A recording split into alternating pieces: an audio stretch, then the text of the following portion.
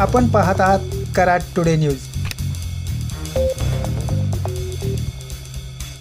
कराड नगर परिषदेचे माजी उपनगराध्यक्ष व यशवंत विकास आघाडीचे अध्यक्ष राजेंद्रसिंह यादव यांनी केलेल्या अथक प्रयत्नामुळे कराडातील विकास कामासाठी 209 कोटी रुपयांच्या प्रस्तावांना मंजुरी मिळाल्याने यादव यांचा आज जाहीर नागरी सत्कार करण्यात आला।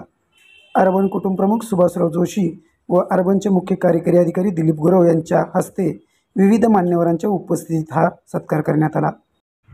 कराड शहराच्या भुयारी गटर व पाणीपुरवठा योजनांचे अद्ययावतीकरण करण्यासाठी 209 कोटी रुपयांच्या प्रस्तावांना मंजुरी मिळाल्याने या कामांचे कराडकर नागरिकांसाठी आज सादरीकरण करण्यात आले। यावेळी आयोजित संवाद मेळाव्यात कराडकर नागरिकांची मोठी उपस्थिती होती।